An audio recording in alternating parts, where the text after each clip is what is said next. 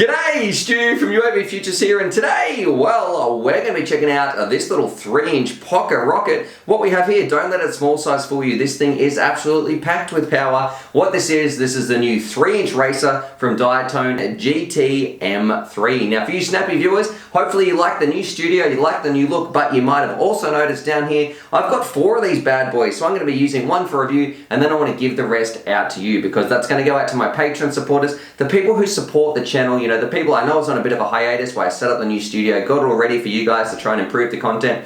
And I want to give back to you guys, you know, for believing in the channel and sort of letting us build this awesome channel together. So some of my Patreon supporters, you guys are going to be winning that. For everybody else, get ready, because we're going to be sticking this thing on the bench. This is a 2-part video. If you want to watch part 2, a little card should pop up right here. But this video, this is the bench breakdown. We put it on the bench, have a look at the text, have a look at the specs, and find out what makes this thing so cool and what it's like as a little 3-inch FPV racer. So anyway, enough rambling, let's stick it on the bench and get started. Alrighty, so here it is on the bench. What we've got, you can see, well, these are both GTM3s, but I've got 2 different versions. So we're going to be looking a lot at just the normal version, but there's a couple of different sort of layouts in the frames. You've got a stretch X version, and then I believe there's sort of a plus frame or a crucifix frame or something like that, but I'm going to call that, I'll see if I can flash a picture on the screen, but the plus one, sort of where it runs up and down, I'm going to call that the crucifix. So we've got normal X, stretch X, and then the crucifix. So anyway, what we should do, let's get on, break it down a little bit more, and I guess as a bit of an overview,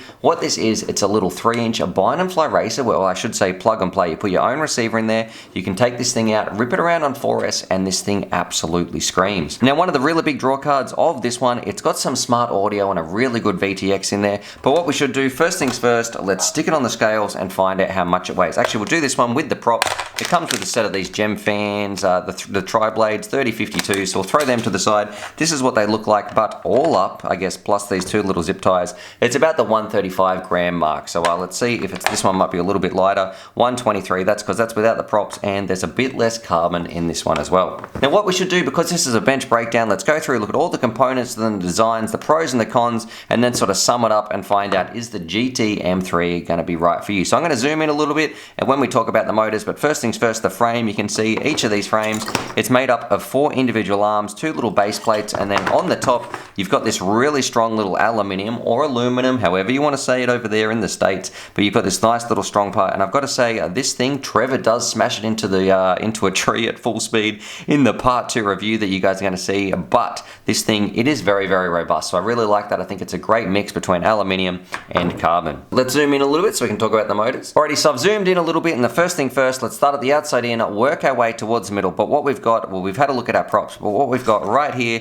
these are these little edge motors. I believe they're made by Sunny Sky, I could be mistaken, I'll flash a picture on the screen, but these are 1408 4000 kV, and one part that I found really, really interesting, usually when you sort of twist some high performance motors, they feel a little bit notchy or coggy is a sort of a way we describe it, but these ones, you don't feel any of that, and I was sort of a little bit skeptical until I saw this thing fly around. Don't worry, this thing has absolute plenty of power to burn. Now if we move towards the middle, you can see it's a super clean stack. I'll flash a picture on the screen as well, but what we've got a little 4-in-1 ESC in the middle, that's BLHeli-S, which look, I would probably prefer BLHeli-32, but BLHeli-S is fine, no dramas. That's a 20 amp 4-in-1 ESC in the middle. On top of that, that's where we've got our F4 flight controller, Rock'n Betaflight OSD, so it's got the full OSD, all that sort of stuff. And then on top of that, we've got one of our stars of the show. What we've got, this is our VTX, it's the TBS Unify. Now I'm a big fan of these bad boys. They are fantastic VTXs. They put out a really clean signal. I know they're very popular with the racing community because that means it doesn't bleed over into other people's channels, but my favorite part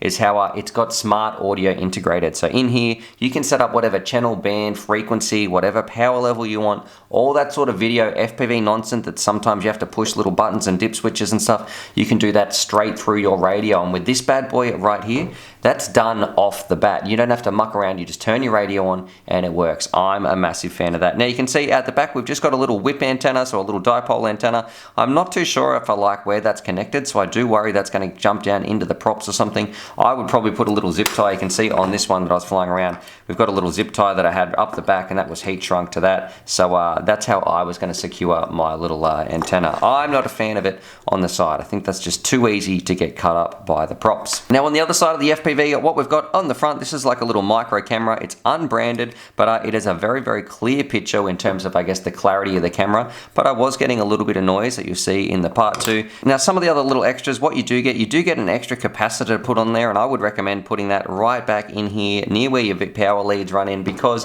you do get a little bit of noise with this build, which is a little bit of a shame, and you will see that in the part 2. Now, as far as the design of this thing, I really like it. I think they've got good components in here. I like what they've chosen, and also it looks really, really good. It looks robust, and I got to say, it holds up very well. So I think the design and the weight and everything like that, and the voltage it can handle up to a 4S, they've done a good job there. Now, one cool thing that you don't see with a lot of 3 inches is you get a couple of options. So regarding the frame design, it is really nice how, us pilots actually have a choice. Do you want the Stretch X version?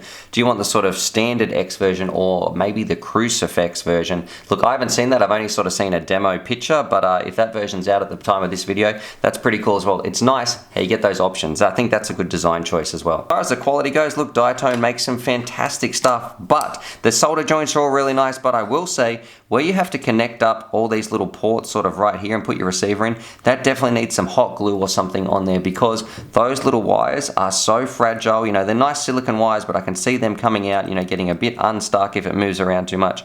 I would like a little bit better protection on there, perhaps a little bit of a hot glue or something like that, so it didn't snap off when it's flying around. So for quality, look, the quality's there. I'd probably give it like a 7 or an 8 out of 10. All the screws are tight, all that sort of stuff, but if you do get one, make sure you do some of those little touch-ups. Now, I guess what we should move on and talk about is the pros and the cons. So for me, let's get the cons out of the way, and probably the biggest one, and you'll see this, like I've mentioned a few times, was the noise. I found it a little bit noisy at the start. Well, actually, I found it very noisy at the start when I first started flying it, and I've got to say, it did get better in the day, and I don't actually know how to explain that. So the noise definitely needs to be fixed when you're flying this thing around. But the pros, I like the frame choices that you've got. I like you actually have some options. I like the components. I love the smart audio. I love the official TBS Unify in there. Everything in here, it's a great little 3-inch racer. And a big pro for me was when you see this thing go on the speed gun. I know I keep banging on about it, but trust me, you ain't seen a 3-inch go this fast. It is an absolute speed demon. So overall, I guess it's a tiny little 3-inch that is absolutely packed full of some really, really cool tech in there. I know they do need to fix the noise. That's definitely number one on my priority.